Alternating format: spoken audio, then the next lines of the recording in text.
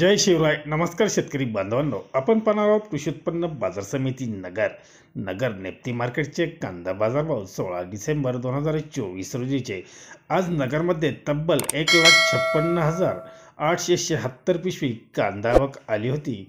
पैकी काही निवडक 41 गुणी 3300 रुपयाने, 35 गुणी या 3,200 रुपयाने, तर 89 गुणी फक्त एवढ्या अवकेत 89 गुणी 3100 रुपयाने विकल्या गेल्या. तर एक नंबर कांद्याला 2,300 ते 3,000 रुपये असा बाजारभाव पाहायला मिळाला. 2 नंबरचे कांदे 1,500 ते 2,300 रुपयापर्यंत विक्री झाली.